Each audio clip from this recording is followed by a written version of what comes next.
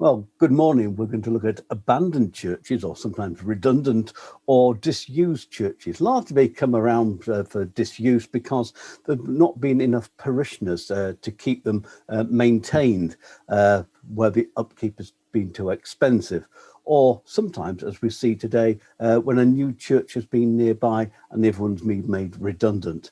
Most of these churches, you'll hardly be surprised to know, are in North Yorkshire. So we have them stretching here from Robin Hood's Bay right across to the Vale of Elune, right on the old West Yorkshire County boundary there, and stretching, as we can see, right down here to Lead Church, which is on the site of the Battle of Towton. So there we have Newby Hall, Studley Royal, some of the great estate churches as well as some of the small ones. And that's where we're going to start today, right up the top here at Upleatham. Upleatham's midway really between Gisborough and Saltburn by the sea. And say the village is off that sort of main road. It's severed on a U-shaped road round it. In fact, the church that we're looking at is not even on that U-shaped bit of road. It's on this minor road down by the side of it. So just down below the village, really. And it's one of the smallest churches in England. It measures around about sort of 24 feet by about 12 feet. It became redundant largely because it's a Victorian church that's been built up in the village. And oddly, that is now redundant as well and has been converted into a house. But this one stands by here. It probably stands on the site of a wooden church because there's been a sort of intertwined cross found on this location. And it's assumed that it was built in stone in the 12th century. I'm going to say that fragment of this cross shaft was founded in the 19th century in the grounds of the church. Just looking at here, the tower there is probably the most recent addition. That was added in 1684 to replace a smaller bellcot. But it might also have been added to prop the church up. If you look at the stepped way the tower goes up there as well. But you wouldn't have thought that a church of this being so small would have needed propping up. You can see all the arches, so it probably extended a bit further at one time. But if you go round the back, is that there's an entrance arch there today, but that's got a metal grille on it, so you can actually see inside the church. And it's also got some more grille on there to keep birds and things like that out. So it's quite hard to take photographs inside. But there's really only two things to see. We're looking at here the older monument here. This is thought to be a grave slab here, probably from the 11th century or something like that. There's also a 14th century effigy of a knight, which oddly enough is nearer to the doorway than this is, but it's harder to take a photograph of through the netting, the metal mesh netting they've put over there. And is it worth visiting? Well, I guess only if you're in the area, because it is fairly remote and even off the main road. So if you're going to Gisborough or going to Saltburn by the sea, it's worth a look. It's not the smallest church that we have in Yorkshire. We've got a much smaller one, which is still actively in use. And this is at Whorlton, called St. James. And it's midway between Flixton and Wold Newton. So if you come on the A64, you come to the roundabout where you can turn left to go towards Scarborough or right towards Filey. If you go right towards Filey after about a mile or so, there's a right-hand turn just as you enter the village of Flixton. And I don't think it's marked at all, but you can go up that road. It climbs very steeply up the Wold side there, flattens out on the top, and about another 2-3 miles further on is this very tiny church. I've not actually seen it, but I've been twice this year, and I've been within a mile of that church because when I've been walking the Wolds Way, I've chose one of the parking points up above Flixton there, but ran out of time to go and have a look at that church. So it's something that I would particularly like to see. So if you go and say, if you're in that area, heading towards Filey or down the Great Wold Valley, go up and have a look at Whorlton. But we're moving further down onto the coast now to Robin Hood's Bay.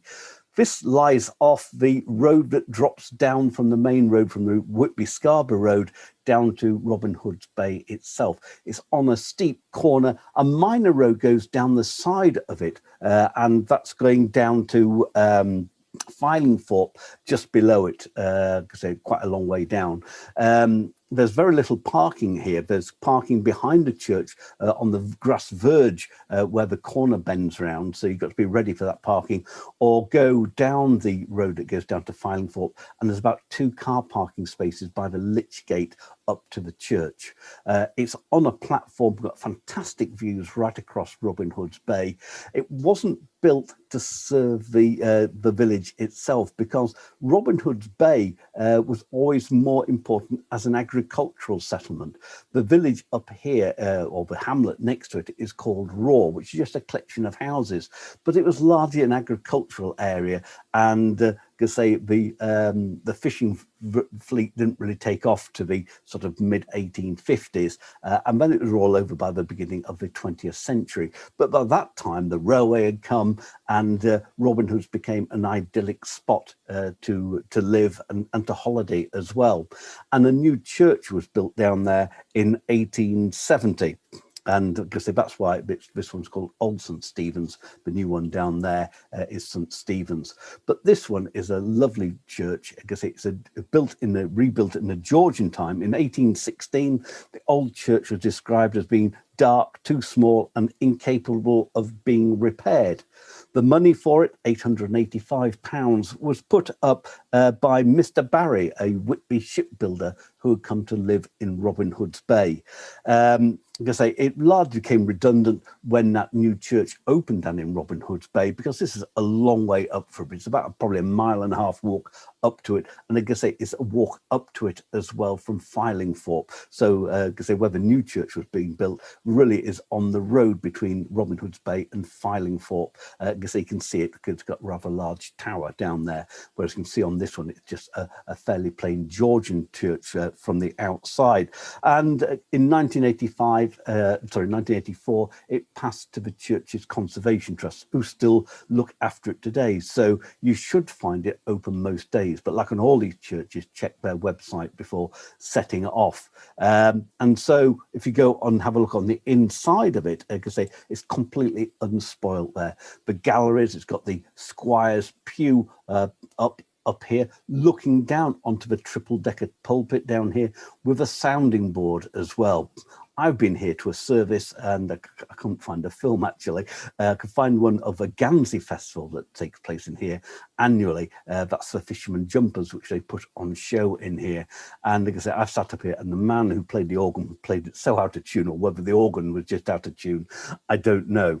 But if you look down here, we've got the pew here to the far side family as well. So that's the great thing about it. It is unspoilt on the inside. There's been no restoration of that at all. The other thing worth going to see, we can just see it on this picture here, is the hanging of the maiden's garlands right at the back in a glass case. I think there's about 20 odd of them. These are what carried in front of a coffin of a young woman who hadn't married, and her friends would have made of these sort of garlands out of bits of lace and other bits of fabric, and they were hung inside the church in memory of that girl who died. And it's on the back there, and there are things to say who these people were who died and the age. They tend to be out sort of 20, although I think there's one up to 85, but I don't think that maybe not quite count on that one as well. So a lovely church inside, well worth going to visit. It's superb. You can go down to Robin Hood's Bay or onto Ravenscar as well to see that village that was never built where the hotel is.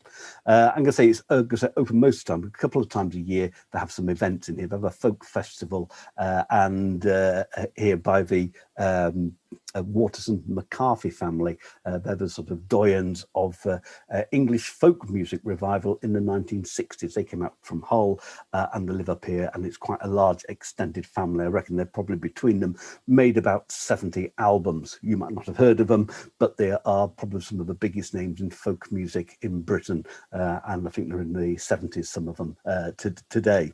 So well worth coming for that. And like I say, they also sometimes have a Guernsey festival, and in Robin Hood's Bay they have a Victorian festival, and like I say, a short service takes place up in this church as part of that. Well worth going for. Recommend this church. And probably going to hear as well, you probably don't know where Whorlton is, but the A19 that goes up from Thirsk going northwards, it splits, and the A173 branches off to go to Gisborough. So we're talking about the sort of the Cleveland Plain here, the Cleveland Hills, the north side of the North York Moors, and that's where Walton is. It won't be really marked on the side of the road. It's about a mile or two after the road splits going towards Gisborough, but at the bottom it will be marked to Swainby. And like I say, I guess the road used to go through Swainby, but it bypasses it now. There's really not much to see in Swainsby. It's a nice village. It's got a stream running down the middle, and in there it's got a rather large Victorian church. I say an over large Victorian church for the size of a village. But you need to turn left in front of that. You say if the road goes straight forward, that goes over to Osmovelly. Because it climbs up the escarpment edge of the North York Moors. But if you turn left in front of a church, it climbs a hill, comes to a platform. One of the first things you see up there is the former gatehouse to Walton Castle. And because that was probably built in the 10th, 11th century. And that site had probably been reused for a long time. They found Roman coins up here, another type of Roman material as well, because on the platform it's got huge views for, I say, 30 or 40 miles right over the Tees northward. So it was a very good defensive position here, and because there's probably the castle precinct will probably covered where the church is, which is just a bit further along the road. The road really comes to a dead end up here, and goes onto farms after that, because they have extensive views up here. And this is the church of Holy Rood. It had to be renamed Holy Cross after the Reformation, because all the rood screens inside these churches had to be destroyed. If we're looking at this, it's built over a number of different periods. The main body of the church will probably included the actual chancel, was built in the 12th century. It's 36 long and about 18 feet wide. The tower here was an addition in 1400. The top part is a bit more modern. That was built in 1722. It really sort of came to an end when the Victorian church was built down in Swainby, and because that opened in 1877. The last service up here in 1875, so it seems to be about a 2-year gap between this one closing and the new church opening. And the real reason for that was is that the stream runs through the centre of Swainby, so because they are the source of water, which they wouldn't have particularly had up here. There's no longer any need for the defensive position up here, of having the village up here, because I reckon there's that with the destruction of the castle, that was probably 1647, 1648, after the Civil War, is that they thought there could be more peace and there was no need to walk up here. It's would have been a very steep walk up here for a mile and a half to get up to the church.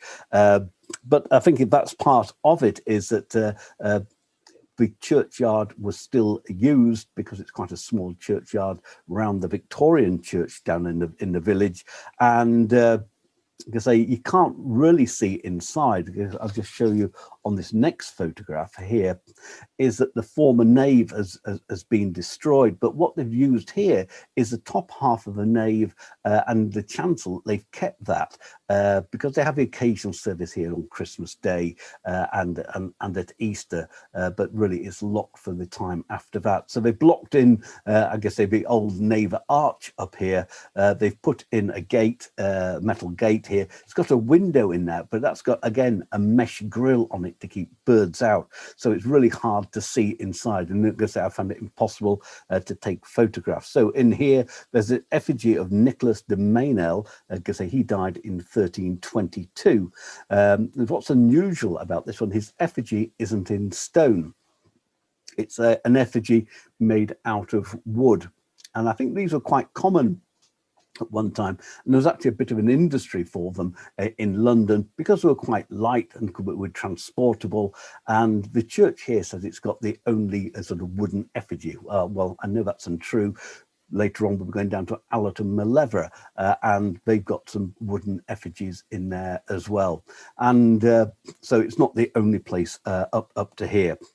So is it worth visiting? Well, yes, if you're in the area, because you come up past the gatehouse, you can park outside the gatehouse of the castle and actually have a wander around. There's not much to see. The gatehouse is quite substantial, but the views are fantastic from that area as well. It's a short walk or a short drive up to the church, and you can have a wander around here as well. It's also worth linking in with Mount St Grace Priory, which is only, I guess, about 4 or 5 miles away from here, and Osmoveley as well. Because there's a track just slightly outside of the village on this road that links between Swainby and Osmoveley, and it's signposted to the Shrine of Our Lady of Mount Grace. And it's thought that this was the original chapel that was built for the monks whilst Mount Grace Priory, which stands nearly enough immediately below, was being built. Unfortunately, the amount of trees around there means that you can't actually see Mount Grace Priory itself. It's also a place of pilgrimages for many people, and quite often the chapel up there is open. I was quite lucky because I met a children's party from South Manchester on a pilgrimage, because these are, say, 10, 11-year-old children, and from a Roman Catholic school, and they'd come up here, and I'd been able to look in there. But I guess is that if you can look on a website or something like that, you want to sort of combine all these things, is that perhaps somebody might go and open it all as a key holder. But it is a bit of a walk from where you can park your car up to the that chapel. It's I guess it's a good mile or so, but it's on a very well-made track up there. So let's keep up into the north of North Yorkshire and travel across westwards to Stanwick, or Stanwick St John, as it's called. And this lies north of Richmond on a road from Aldborough St John. This is where the road that heads out up to the River Tees to Pierce Bridge. One side of it's in Yorkshire, the other side of it is in County Durham. So this is at Aldborough St John, is that you take the road to Fawcett, and midway along there is that there's a signpost, a historic church. It looks so it's taking you down a private drive. Well, it was at one time, because it led down to Stanwick Hall. That was demolished in 1922, and there are some sort of parts to the Stanwick Hall. They're probably a gatehouse, and I can't remember, I think it might have been the farm as well. But there's parking just to the side of a church here, and you say it's accessible because it's open in the care of the Churches Conservation Trust as well, which normally means as a nearby key holder will open up about 10 o'clock and will close it about 4 o'clock. So those are the hours you've really got, because it is a very, very important area around here, because this is the site of the Brigantian capital around about 40 AD to about 70 or 80 AD. This is where, when the Romans pushed in and into Britain and moved northwards about AD 70, founding York, is then they were pushing these restless native tribes back, and the Brigantians, I guess, had formed this as maybe as a trading post, as we're not quite sure, but this covered a vast area. And even when you're at the church, there are huge earthworks around here as well. And I guess even on the road, you can see these earthworks that were built. I guess they were probably built to repel the Romans coming up here.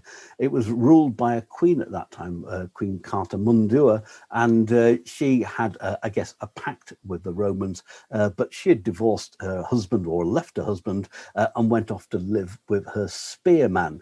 And that really was the downfall of the north, because her ex-husband came in with a force, and there was like a civil war in the north. The Romans took advantage of that and then moved up here about AD 75, AD 80, and then moved northwards, creating Hadrian's Wall about AD 120, pushing the Scots back, and like I say, the rest of the Brigantian tribe but probably back up into Scotland. So that's the importance of this site. A church was built here in the 7th century. Like I say, on the inside of it, you can see a intertwined cross that would have stood outside here as well. To say the well worth going inside, to say even in the porch there are grave slabs there dating from the 11th and 12th century, and as part of a hogback tomb as well. So that would probably date back 8th, 9th century as well. If you go inside there, unfortunately, it was restored by Anthony Salvin in 1868. So I guess is all the pews before that would have been box pews. And so what we largely see are the Victorian glossy oak pews in here as well. You can see the boards up here that would have been led in front of the coffin of the local landowner. The landowner here was Sir Hugh Smithson, because he was born 1714, died 1786. They were sort of largely main, they became related to the Earls of Northumberland, and they had to change the name through marriage with the Percy family to that of Percy in around about 1750. And they're well liked by George III as well, and because they were he was made Earl Percy and Duke of Northumberland in 1766. Around that time, they decided to leave Stanwick Hall and made Alnwick Castle up in Northumberland their home. So that's the sort of relation between Alnwick Castle here, the Smithson, and the Smithson family also gave their name to the Smithsonian Institute at Washington, that was built in 1846 and still continues to this day. So let's have a look at a couple of other things in here, because there's quite a few effigies in here. Sorry about the crackle there. So this is a woman, because they found that they don't really know who she is at all. And in the tower, you've got this 9th century cross shaft, because they with intertwined scrolls on there as well. And because they up here is a member of the Smithson family up on there as well, the Earls of Percy. So there's quite a lot to see in there. It's a large church on the inside. It's well worth combining just about 1.5 miles or so along the road, just right on the edge of the village of Fawcett. There's car parking for about 2 cars by a 5-bar gate. There is a signboard there, and you can actually go and see a bit of the battlements where they've slightly rebuilt it for that fortification, going back to just like really the post-Iron Age and just before the Romans came in. And you can actually walk on a stretch of the old wall. There's a very deep ditch, and that gives the impression of what is maintained around here. Just further to the north, I mentioned Pierce Bridge as well. That's about 5-6 miles away. And up there on the Yorkshire side of bank of the River Tees stands the, I guess, the platform, the causeway that ran up to the Roman bridge. You can see parts of the bridge there. It would have been a very, very substantial structure. Because this was part of the Roman road that head up westwards, going over to that side of Britain and Hadrian's Wall that way. And because well worth a visit. On the County Durham side there's the fort as well. That's all laid out, signboards and things like that, and you can walk between the two over the substantial bridge over the River Tees. So well worth combining that, because Richmond's not too far away, so it's quite a very interesting part of the world around here. So let's move furthest, coming down south from here onto Wensleydale. This is the village of Wensley. It lies on the main road that goes from Leyburn going out to Hawes, out that way. It was mostly, well, it says Wensley there, and it's the village that gave the name to the dale. It was once very, very, very important, this, because this was really the market town at one time. Unfortunately, I think about the 15th, 16th century, plague affected it, and they put it down to probably being near the river down here, the River Ure, and they moved the market up to Leyburn, really up the hill. Leyburn's about 1.5 miles away. This then really became an estate village in the 17th century when Bolton Hall was built, which is just across the road from it, down a very long road. I showed you a folly there recently of Polly Peacham's Tower that overlooks the village itself. It looks though the church is in use, but it's not so, because it was made redundant in 2006, and it's allowed 6 services there a year, so there can't be any deaths or weddings and things like that. So I guess there will be services for Christmas and Easter within inside there as well. And this church, because they found a preaching cross, so it's probably been an important religious site since the probably 7th, 8th century, and then was built in stone in 1181 when Geoffrey de Well was its first rector. Because the last one was Robert Miles in 2006. Because they passed it over to the church's conservation trust, largely because again the population of Wensley is very small. There's a Victorian church up in Leyburn which is used, and I guess that they thought that this church would be more expensive to keep, and then this one was made redundant. Most of what you can see here was the rebuilding of 1245, and because although the tower was rebuilt in 1719, it was really owned by the medieval lords around here, and that was the Scroop family of Bolton Castle, because they built that in 1379. It was going to be a collegiate church, which meant they would train priests and would have had a chapter house, but that never seems to have happened because it was given to Easby Abbey. Easby Abbey is about 1 mile outside of Richmond on the River Swale up there.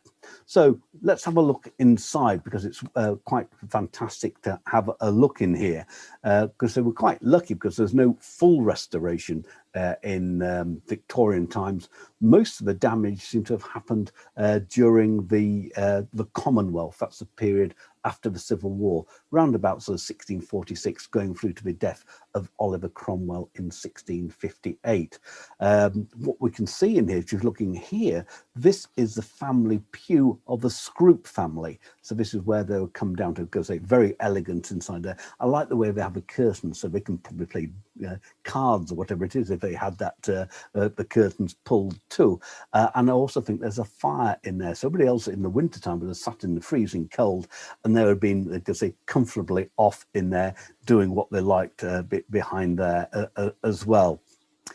Also very interesting to see in here, unusual. It's the only church I've actually seen one of these. It's a reliquary, and these are boxes that would have held the relics, that's obviously where it takes its name from, of a saint or of a religious person. This is thought to might have been to St. Agnes, because they'd be sort of like the patron saint of, St. Agatha, the patron saint of Easby Abbey, because there'd be association between the two. And these would have been carried, and I guess people would have paraded behind the reliquary. And this is one of the reasons why people would have come on a pilgrimage as well, to come up and to see this casket where the bones would have been held in. And also on the wall here, and uncovered sort of fairly recently, 1927, are a range of murals here. They would have covered the whole of the walls, similar to the church in Pickering has them, because they're probably the best display in Yorkshire of them. quite often it was again due to the Commonwealth here. They didn't like the showiness of the Roman Catholic religion, but still hung over from the time of Henry VIII. And they came over and sometimes plastered over it or whitewashed over these walls. And therefore, when they found these, is that it's been very hard to sort of pick the lime wash away, because obviously there's layers and layers of it as well. So there's little bits of these murals all over the walls as well. Let's have a look and at this the chancel end as well, showing really the importance of his. We've got the sedilias here, the 3 seats then for the priests, because they're probably the priests of Easby Abbey that would come down here, and then the piscina next to that, because these are sort of 14th century as well.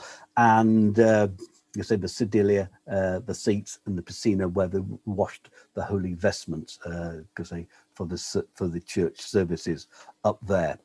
You say most of the stained glass here is Victorian, unfortunately, because the arms up here, that's medieval stained glass, and that's for the coats of arms of the Scroop family of Castle Bolton.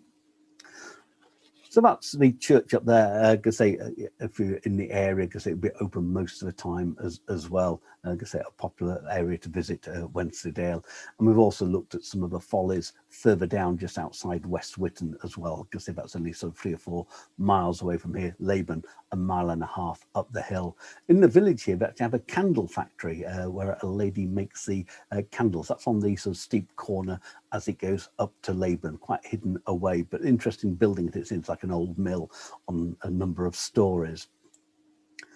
Not far away from Wensley is Coverdale, but the head of the dale here is really Middleham with its castle. So we're only sort of 3 or 4 miles away from Wensley village itself. There's no village of Coverham, basically coming over from Middleham to come down Coverdale.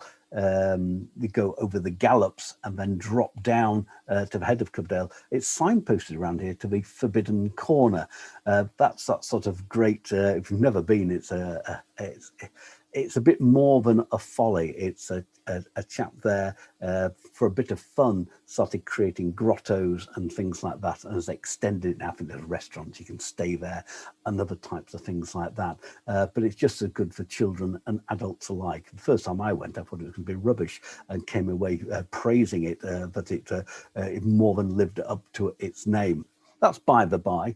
The road that comes down Coverdale comes down the back of here where these trees are, and that's where you see the board for the church, because it's quite easy to miss because of it being screened by these trees and hedges the other side. The main entrance is around here as well. There's a path that leads off here that's inaccessible. It drops down to the River Cover just below that, but its importance was that it linked to Coverham Abbey, which is about a couple of 100 yards away.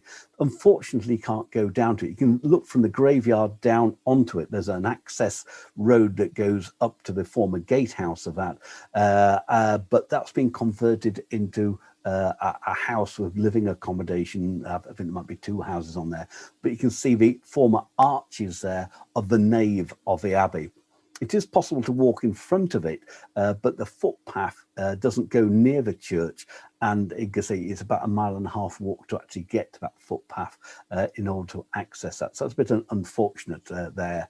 But this church is open all the time, and if you go inside, because it was made redundant in the 1970s, and in 1985 passed to the church's conservation trust, and therefore open throughout the year.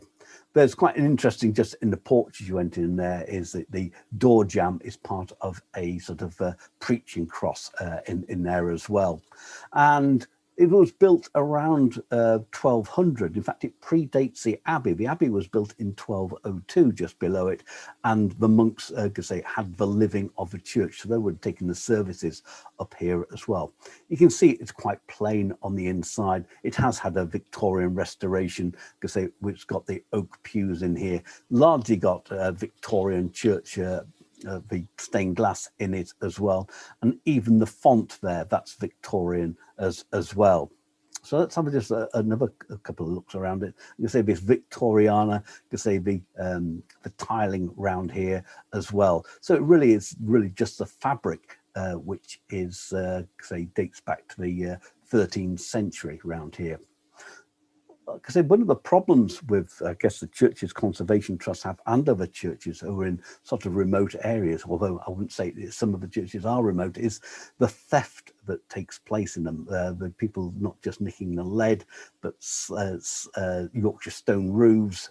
They take the paths as well. They take the walling. They'll take anything that moves. And really, that's the unfortunate thing that's happened in here as well. If we look at this stained glass window, I know it's Victorian, but these panels here were stolen, and they've put back in what it did look like, but they've knocked it back in colour to give you an idea of what it looks like. And probably it's a very good reminder to say that this is what we've lost from this church. I guess there was just a bit of carving there as well, which floriated cross, which probably relates back to probably a grave cover or something like that of one of the monks that were associated with the church here. So Wensley and Coverham churches are very easy to access, but further over, we're coming to the very, very edge of the former sort of West Riding of Yorkshire. This church stands beyond Sedbergh, and just next to it, about a quarter of a mile away, is the bridge that goes over the River Lune. That's why it's called the Vale of Elune, although the actual hamlet is called Marthwaite. It's quite a modern church, this, largely because it was built to serve the navvies, those people who are building the railway in this area. And it was built in the 1860s and served two functions. It was supposed to be a church and a school. It's in a very odd location. It's easy to pass it, and really there isn't any parking. The sort of where I park my car seems to be sort of at the top of the driveway to where someone lives. So, but I've parked there, and I guess is that they probably maybe welcome visitors to here because this church is open all the time as well. And to say it was built by the Upton family of Ingmire Hall.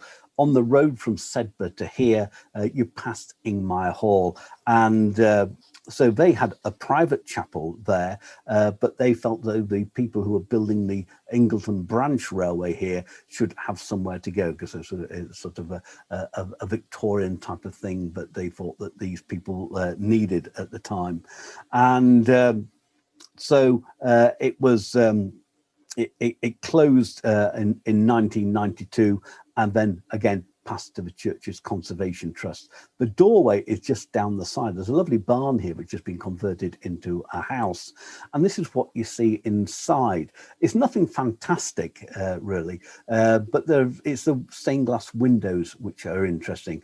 So this was a schoolroom, and then became, when the school closed, I think it was about 1880, 1890 or something like that, the navvies had moved on, and then this was formed into a church. And say that's why there's parts of the panelling and things like that is where the headmaster's desk stood up here and things like that. It's also lit by a sort of lunette light, which you can see from the outside of the church, which is quite unusual because it's raised up with another apex above it, which allows the light in. But the nice thing in here is that you can see two different styles of the stained glass in here, and because it really dates from the two different styles from where the church has sort of crossed over when it became solely a church around about sort of 1890 or something like that. We've got the arts and crafts style coming in here. This was produced by the London studio of Campbell Smith and Co, and whereas this one is more Victorian, but unusually it was produced by Morris and Co, who largely were sort of pre-Raphaelite influence and things like that. So because it's a cusp of moving away from that sort of Victorian type of stained glass to this very modern style of stained glass, and both these windows are in that church. The church isn't worth a visit on its own because that's the only things to have a look at, but there is things to see in the wider area around here. Just off the road from Sedbergh, you can go down to Brig Flats, which is the Quaker hamlet down there. You have to park at the top of the lane that leads down to Brig Flats, and it's one of the oldest Quaker meeting houses down there. That's open all the time as well. And if you're following the sort of the Quaker trail around here, if you cross the River Lune bridge, because they're just about a quarter of a mile away from here, and take the first right-hand turn, it climbs very steeply up the hillside, right onto the tops there, looking over to the English lakes and down onto the M6. So there's actually a bit of noise coming off there. And that's where Fox preached in public to the public. It's called Fox's Pulpit, the rock up there. And there's also an outline of the chapel of the church that stood up there, because they're a very remote church in those days as well. And like I say, it's well worth going up there. It's you know, it's something to see the views up there as well. Let's move over now, coming back probably more towards central Yorkshire here, or certainly central North Yorkshire, to the village of Pateley Bridge. And here we have the sort of the problems that some of the other churches had, is that the church was built high up on the hillside to serve a number of farming communities. So if you're in Pateley Bridge and you're heading towards Ripley or Harrogate, it comes up the main street and the road bends round to the right by the side of a well. If you carry straight on there, I think it's called Old Church Road or something like that, it still climbs very, very steeply. And after a mile, you reach the church on the blind bend. There's a car parking for 3 or 4 cars there. And unfortunately, you can see from this photograph, it's actually covered in trees. What you really can't see is it's got a bit of a tower attached to it here. And because it's built over various periods. The first mention of it was in 1321. It was built as a chantry chapel to Ripon Cathedral, and this was remained in use, the church up here, to about 1826, when they built a new church down just off the main street in Pateley Bridge in that year. St Cuthbert's opened, largely because it's I think people were put off by the 400-foot climb and a mile, and it depended whereabouts he lived in Pateley Bridge, but the climb from Pateley Bridge from the river right up to the side up here as well. The tower you can't see on this photograph, that was constructed in 1691, and inside was added in 1724 galleries and other things like that. So it continued to be used after 1826 because a lot of the parishioners had an affinity with the church. It was re-roofed in 1880 and the fabric restored in 1906. But it seems though that the roof must have caved in again at some time, and it's been left open to the elements ever since. People still come up here largely because the old graveyard to St Mary attaches to the new graveyard, which serves St Cuthbert's Church in the town, that runs all the way down to the Harrogate Road. But most of that is, located next to the Harrogate Road. But if you continue climbing up the hillside through the graveyard, it pops out by St Mary's Church. You can have a look round there. You'll see that's quite a formidable climb round here. If you're coming here, obviously it's quite close to where people live in Harrogate and Leeds, is that you can also go to Brimham Rocks, which is nearby, and Coldstones Cut on top of Greenhow Hill, that huge sort of folly artwork up on the top there. So there's obviously quite a lot to do in this area as well, because it's well worth a visit, just to have a quick look round. Something which is a lot more, sorry about this, just seem to have popped onto the completely different style from that, moving on to a church that was sort of built in the 19th century. We've looked at the sort of the water gardens here at Studley Royal, built by the Aisleby family, so this after the Aisleby family had moved on, is that the lands, the estate here was opened by the Marquis of Ripon. I think he was born at 10 Downing Street, and he bought this estate. He was a very rich man. He was Viceroy of India, 1880 to 1884, and held all sorts of other government appointments as well. He added this church, because they probably wanted to add something to leave his mark on the landscape around here. Built 1870 to 1878. He chose a very important architect, the chap called William Burge, because he was born 1827, died in 1881. He was employed because he was an architect the Earl of Bute had used, and George Robinson, the Marquis of Ripon, was a friend of the Earl of Bute, and that's how it came to be up here. So it's open all the time. It's run by volunteers from, I guess, people who come and help out at Studley Royal and Fountains Abbey Estate, which just lies adjacent to this. It's free to go in. I've parked up here. I've come up the long driveway through the deer park and parked in a bit of a car park for the church here. I don't know if you're allowed to do that or not, but that's what I've done. I guess they want you to park in the main car park for Studley Royal Water Gardens and then walk up to here as well. And if you go inside, it's very lavishly decorated. The organ case here is done as a medieval house, so it's got this sort of mock hangover as well. And to get up in there, there's a spiral staircase behind it as well. And so, because it's all lavish, down here is the last resting place as well. George Robinson and his wife Henrietta, he died in 1907, aged 73. She died 2 years later, aged 81. He also has a statue at the entrance to the Spa Gardens in Ripon as well, and so a very important character around here. As we'll see later, that is also related to the Viners of Newby Abbey. His wife here being one of the daughters of the Viner family that he married into. So we're going to look at Newby Hall, the Church Christ the Consoler, next, and because that's a relation between the two estates, and George Burge also being used to be the architect on that church as well. But this one is a much more lavish one as well, and you need to move into the chancel to see that.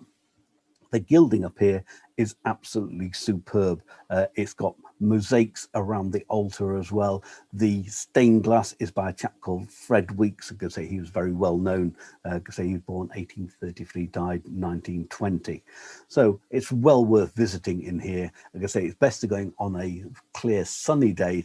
It's fairly bright in here as well. And I say that flash has lit up, I could say, the apse of the church in there, so you can see the gilding, the painting, and like I say, it was no expense spared on this one. And of course, if you're coming here, you can link up with a visit to Ripon or Studley Royal and walking through to Fountains Abbey as well. So I mentioned that link between the Robinsons and the Viner family, and this is the Viner monument that stands in the grounds of Newby Hall. That's where the church is. It's I'm called it Newby Hall, but technically the village here is Skelton. The church is open all the time, but the Newby Hall isn't open all year round. So when I went to here, it's probably in November or December time, judging by the trees and the coldness of the day as well, is that you can't drive down the upper part of the access road down to the hall, but you've got to park in the village of Skelton. And like I say, there's not really much in Skelton, but there is, it's fairly obvious where you can park, and there's a footpath sign going down through a small copse of trees that comes out by the lodge that leads down to Newby Hall. And this is where I've taken this photograph from, and basically you walk around the corner and go in. But this is the Viner monument here, and this is to a son of the Viner family here, who was murdered by Greek bandits in 1870, and he was the that's the monument to his death. Quite an unusual death in that way. If you come in here, is that it does say somewhere, probably on their website or something like that, is to give that door a good shove. It appears though it might be locked, but I understand it's open all the time. It'd be the damp weather and the wood sort of expanding and things like that. So you've got to give it a really good shove to get inside. Unfortunately, when you're inside, it's very, very badly lit. So you can't really get to see it.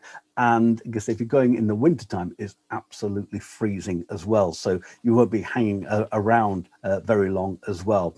This was really completed or being built at the same time as the one at Studley Royal, because this was completed 1876, and it became redundant in 1991 and has been passed over the church's conservation trust. It's not as fine as the one at Studley Royal. There's no real gilding in here, and the shame it's not properly lit as well, because this is some fine carving up here of the Ascension above the chancel arch up there. Obviously everything is Victorian here, large use of marble around here as well. It's got a very lavish font which has got this type of carving all the way around it. It probably lost a little bit of its colour as well. And also, this is on the rear redos as well. I can say a lot of money spent on it, but rather dark to go in there. So probably best going in the summer when there's a degree more light than when I was there. Newby Hall really stands between Ripon and Boroughbridge if you're going up into this area. So not particularly far away, but you say it's well signposted to Newby Hall and where the church is. Right, let's move on now, coming down to another estate, which is to Allerton Castle, as they call it, behind it. You're coming on the A59 between Harrogate and York, passing just over the A1 junction and taking the second turn. And I think it does say Historic Church at the top of that road. It's the access road that goes into Allerton Castle. The older house there burnt down, and I think even this Victorian house has caught fire as well in the 1980s, and it's now really used as a wedding venue. But this church stands outside of the access into the Victorian Allison Castle. It's really just beyond here in the trees, so not particularly far away. There's free parking down here as well, and because they dedicated to the St Martin here, and built by the Mauleverer family. That's where it sort of gets its name appendage onto there. Probably built in the late 12th, early 13th century. The Mauleverer line died out in 1692, and then they married into the Arundel family. And it was the Arundel family that had the church on the outside remodelled 1745 to 1746. Richard Arundel was surveyor of the King's Works and MP for Knaresborough, and he sort of changed the style of it to like a mock Norman style from the outside. It's lovely to go inside here. Like I said, there's not much to see. You can see from these photographs in here is that, like I say, most of the fittings have been taken out. These are Georgian pews in here, although they do look more Victorian. And like I say, there's a double, used to be a double-decker pulpit here. I'm going to say it's sounding board above there. It might not have actually come from this church, but maybe for another church in the 1750s or something like that, and placed in here as well. Became redundant on the 1st of December 1971, now owned by the Church's Conservation Trust, and open from 10 o'clock to 4 o'clock. That's most of their sort of churches have that time. And quite often they're very good in the church. They normally have leaflets in there as well, which will give you a short guide around the church itself. Just looking at the other end of it, looking down to the chancel there, is really what you see, and all there is. What is interesting, though, as I mentioned much higher up from Walton, is about the wooden effigies in here. Here we have two of them over here. I'm going to say the other effigies because they laid out so you can actually walk around them and have a good view. And I guess that these wooden effigies would have been gilded, they would have been probably painted, and probably over the years, such as we see around here, the dampness within the churches has seen that sort of paintwork peel off. But like I say, these are the effigies that you see in there. I'm going to say there's sort of, there's two of these in Yorkshire, because they Whorlton and here at Allerton Mauleverer.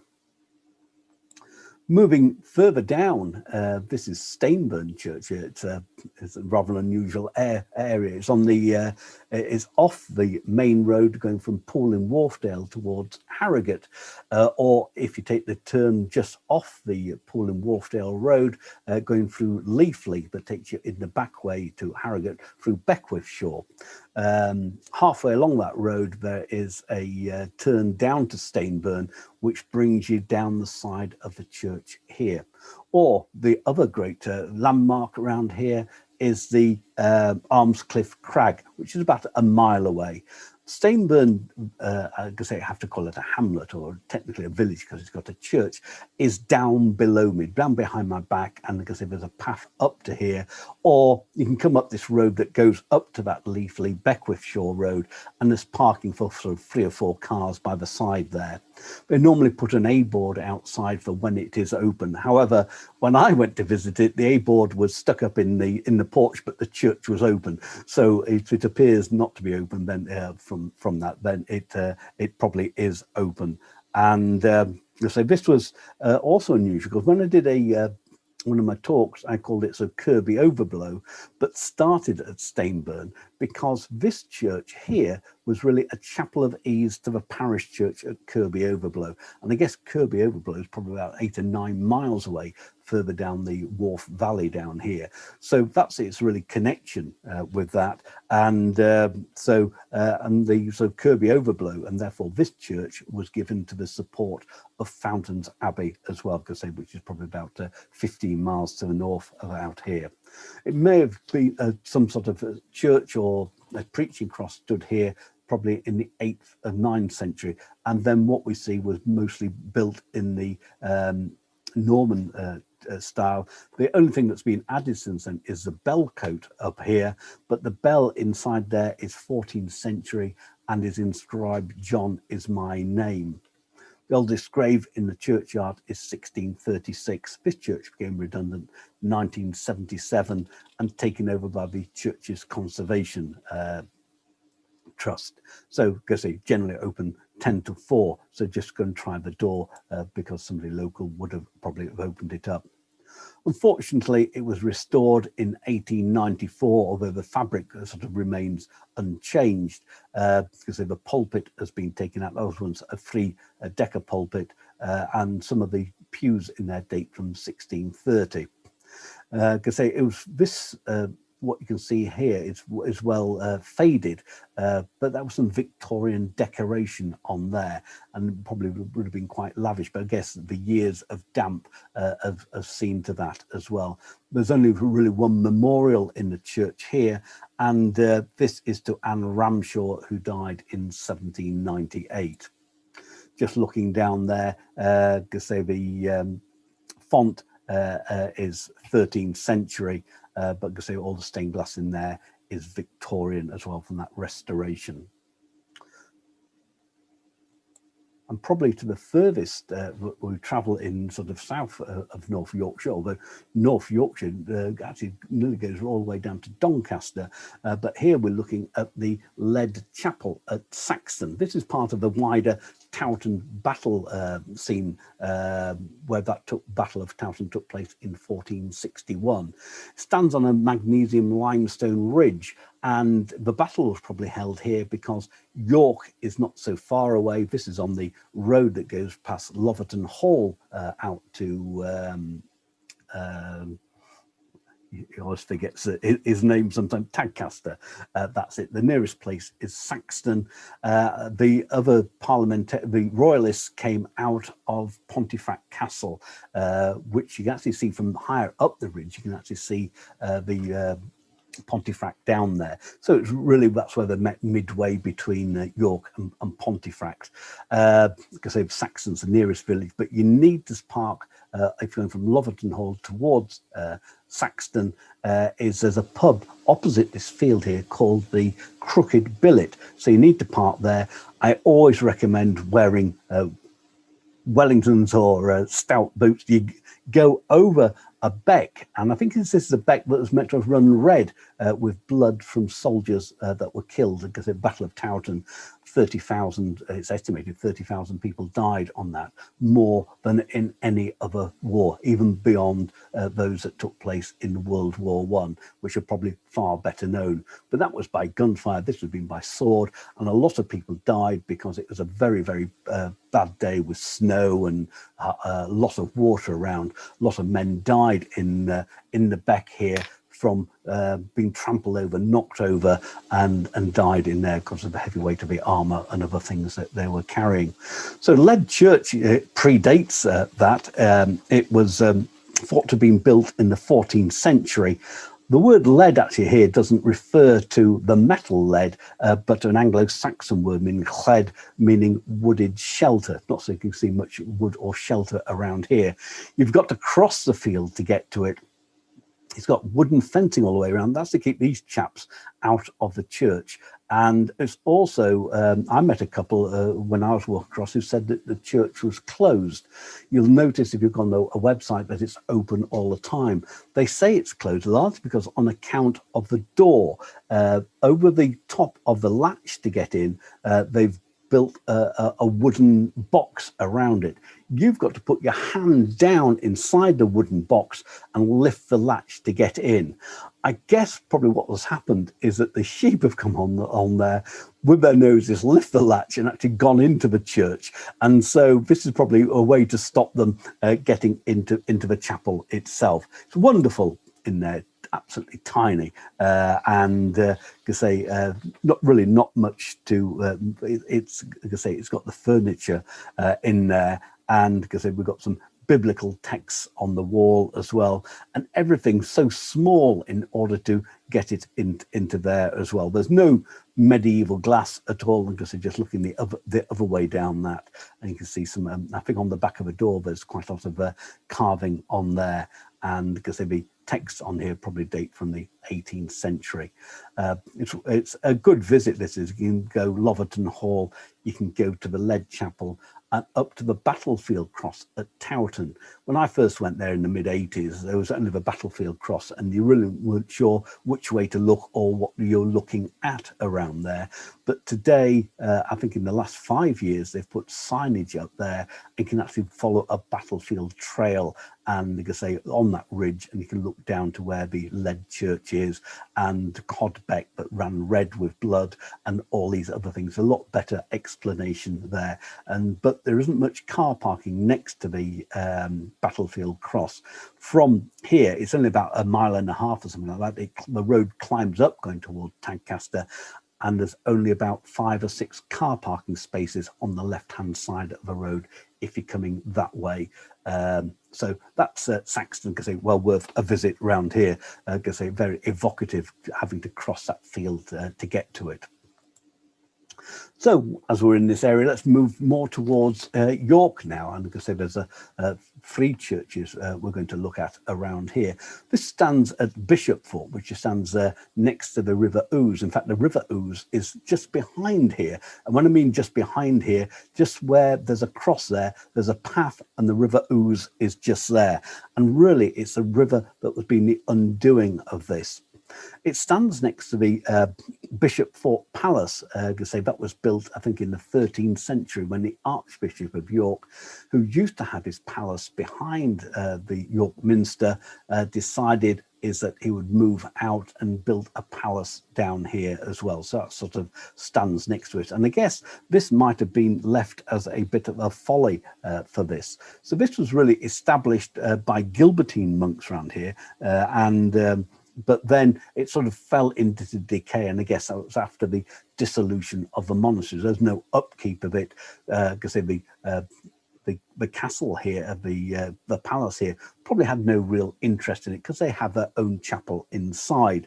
But this would have been rebuilt, because we know that it was an older chapel was pulled down in the 1760s, and replaced here with really the frontage that we see today, when it was rebuilt in 1768.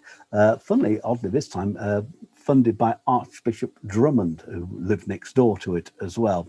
And it was the same architect who built newer parts of the Archbishop's Palace, Thomas Atkinson, because I think he was the son of the Atkinson who worked with John Carr out in York, or it was his father, I can't remember which way around it is, who came along and designed this. But he gave it a grand facade, and largely because of the ground around here being fairly unstable because of the river just behind it. So he put this facade on and then built a brick church behind it that went as far as that monument there, and to make it lighter so it wouldn't stand on that. In 1842, it had to be repaired just 74 years after being built, largely because of the unstable bank just here of the River Ouse. And really, that was a death knell to it. In 1851, the river bank gave way and they had to shore it up with 225 tons of stone. Most of that being from the red brick of the church. And again, it was affected, this site was here, because it probably extended a bit further. In 1892, the river flooded and took away part of the graveyard, and bodies could be seen floating down the river down towards Neyburn Lock. And really, that was the end of that church and the churchyard. But they kept the facade of that, and I guess really for the Archbishop of York to see from his palace of the sort of local parochial church. But the parishioners didn't lose their church because they built a grand Victorian church nearly opposite the Archbishop's Palace on the way into Bishopthorpe itself, and that's what stands there today.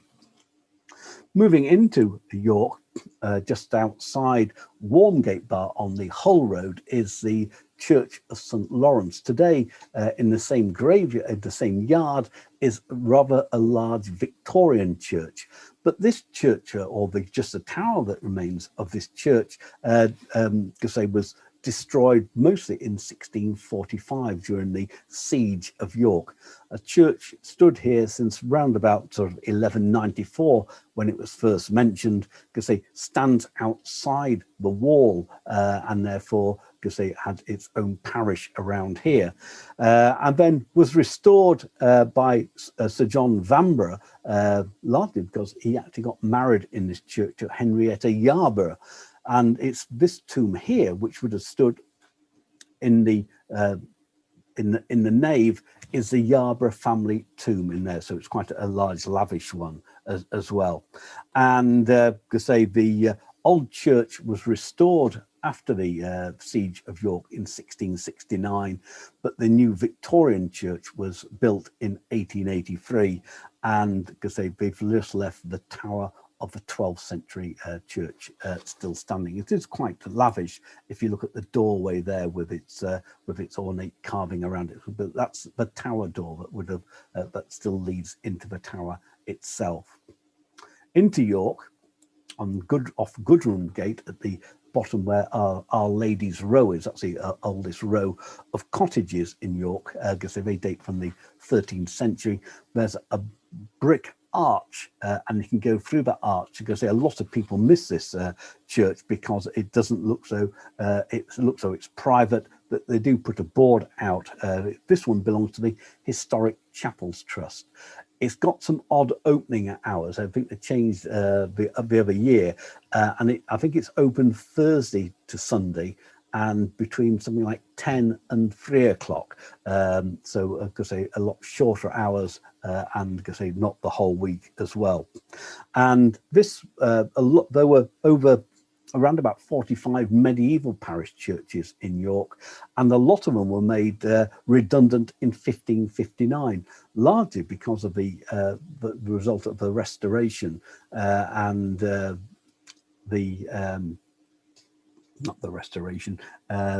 dissolution of the monasteries, because a lot of these churches belonged to the abbeys, and obviously with the abbeys gone, there were nobody to fund the churches, and being so many, there weren't enough parishioners to keep to their upkeep as well.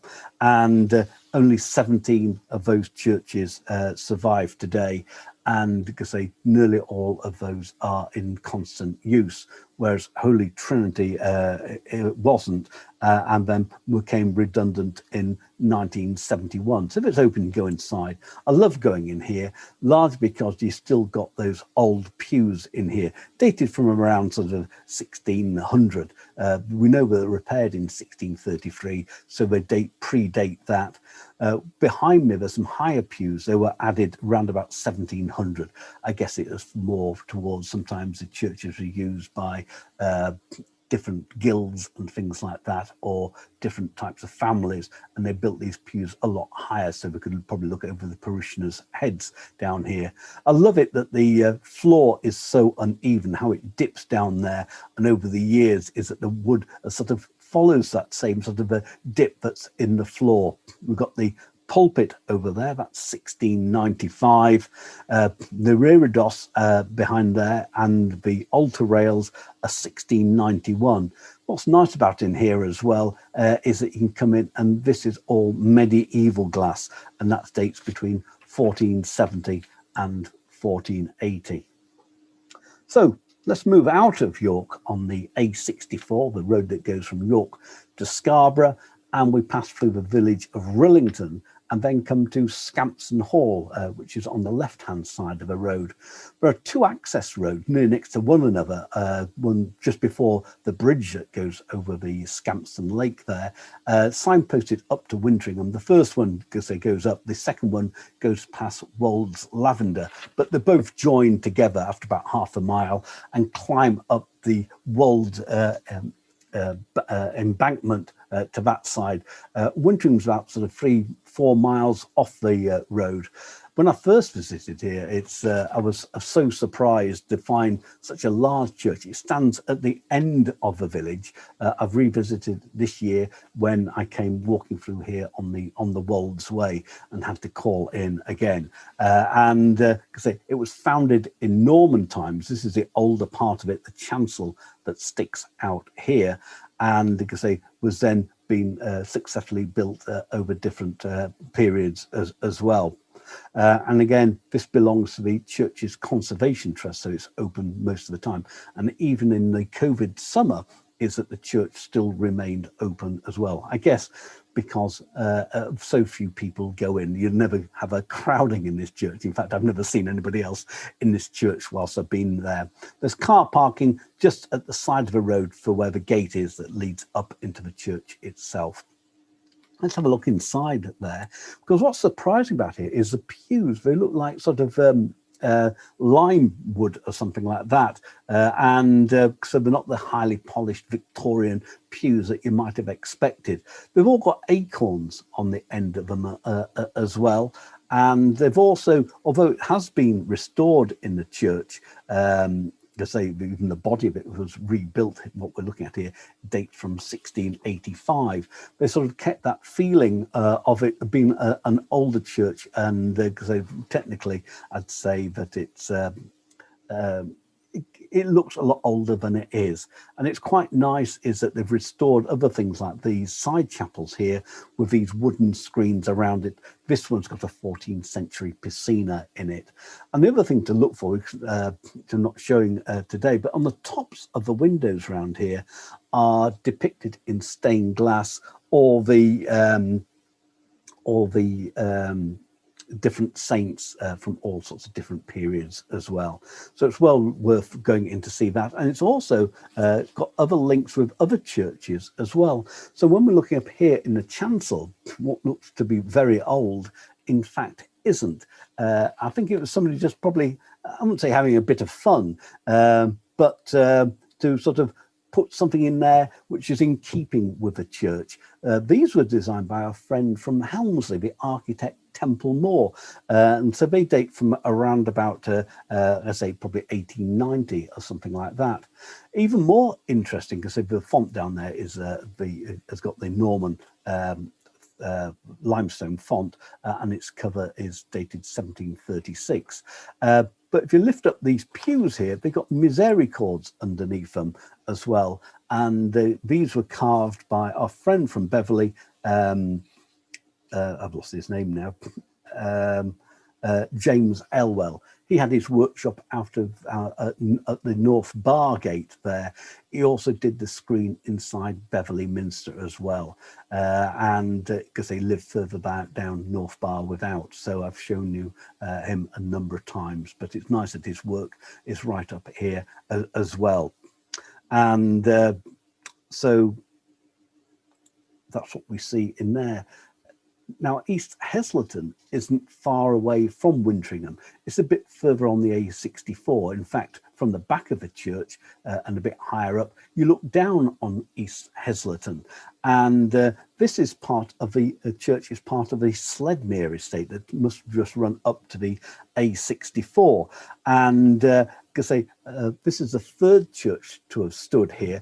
It's rather unusual because East Heslerton, the main road now, the A64 passes, bypasses the village, and it's really just got a very, very minor road that arcs through it and just comes back onto the A64 again. And you wouldn't really think, and you can't, unless you're looking properly, appreciate the church that it is here from the road. So you need to make just a specific bypass and park outside here.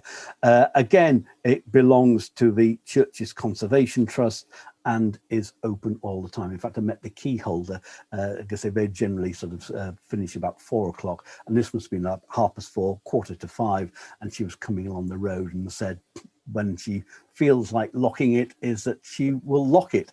And so really what we're looking at here is this church built by Sir Towton Sykes. He is the chap that, or the two Towton Sykes, as father and son, they restored churches on the Sledmere estate. I think they restored about 17 of these churches and rebuilt some of them. So this is one that they rebuilt. They employed one of their architects because they fell out with most of them, and to rebuild this church. So that's when it was built, 1873 to 1877. It's also worth noting the statues up here as well. And it's the same statue that's been found on a church at Wold Newton. They weren't commissioned for this church or Wold Newton Church. They were commissioned by a church or were commissioned by Bristol Cathedral. But when they were delivered to Bristol Cathedral, they said they were too high church, these statues, because they were carved by James Redfern. And obviously, Sir Towton Sykes bought these statues, put 4 on this church and 1 on the church at Wold Newton. I don't really like this porch type of thing in front of it. It sort of spoils it to go in. So it's rather an unusual feature, but I've not really seen on any other church. But this is the entering into the church down here. And it's surprising. It's actually very narrow going down. You expect it to be a lot wider than it actually is. And we see here, we've got the chancel screen is of wrought iron. And it's got a very fine vaulted apse as well down there. And if you go wandering down there as well, I guess the tiling there, that's meant to symbolise England. I don't know how, but I've looked at it. The stained glass, because they've spent a lot of money on this church, and that was by Clayton and Bell, the London Glass Company as well. And also above the vestry door, we see this carving as well. That's carved in Con stone. It's not something that you tend to use on the outside of a church, because we looked at the Chantry Chapel on Wakefield Bridge. Sir Gilbert Scott used Con stone for that in the 1870s. By 1920, they actually had to rebuild the whole frontage of that chapel because it's so soft, but it makes it ideal for carving round here. So let's finish at the last church, which oddly you might assume to be in East Yorkshire, but it still remains in North Yorkshire, because East Yorkshire starts just a mile or 2 down the road. And here we are at Wharram, Percy, the deserted medieval village. I guess the first church that probably stood here probably was in the 10th century, because it was quite an agricultural area around here for crops and things like that. And really it was the wool trade that saw the end of agriculture on the wolds, largely because agriculture didn't bring much return in, largely because the soils up here are so poor.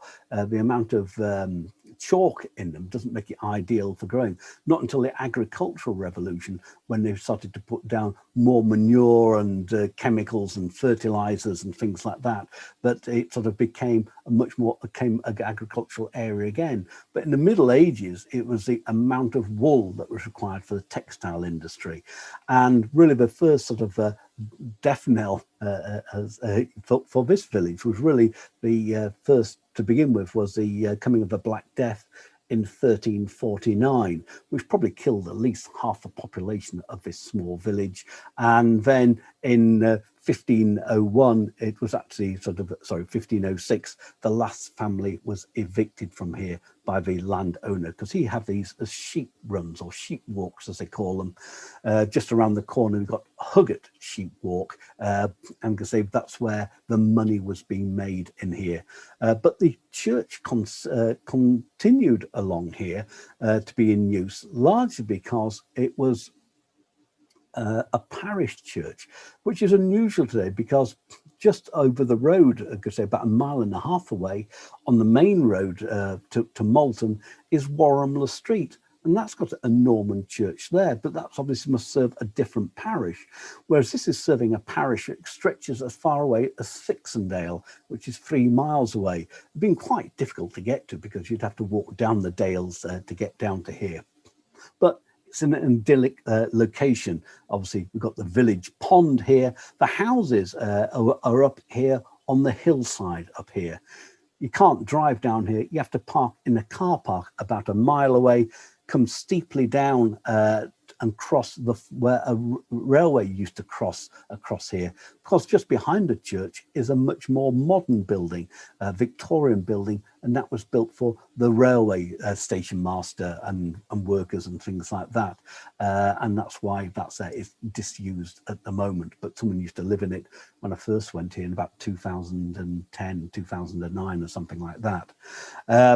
So what we see today, the tower was added, or church probably rebuilt in the 12th century, and at one time it had a spire on top of that, but that probably collapsed. That was added in the 15th century, and because they would have become rotten and fallen down after that. You can see you can have a wander around in it, and as long as you walk down there. And just noting here on the side of this is really part of the reason why the church became disused. The last interment in the graveyard here was in 1906. And if you can go in through the door here, you really get the feel for what it looked like when it was last used. The last wedding here was in 1928. The last service in here was in 1949. It looks though it's been redundant for hundreds of years. But look how much bigger it would have been. Just dropping back to this last photograph, you can see the arches here, which have now been filled in. And because they led onto naves, so this would be in the south nave. If you go on the inside, that's where the north nave is. And I say they've inset windows in there after that. Because it remained a parish church until really 1869, and that's where the Sledmere estate, the Towton Sykes, built a church in Thixondale. So that really sort of stopped parishioners coming down this end, and became sort of redundant after 1949. But it was a disaster of that tower falling down in December 1859 that really triggered the collapse of the rest of the church. They took the roof off in 1960, which I think is a shame, but I guess they looked on it. If you keep restoring a church, it's going to cost a lot of money over the time. But again, I'd say it leaves the church open to be elements with water, ice and anything else coming into the fabric itself. So that's where I'm going to end today, down at Wharram, Percy, nearly off the edge of the East Yorkshire, and then come back and look at the redundant churches of West Yorkshire, South Yorkshire and East Yorkshire. So thank you for tuning in.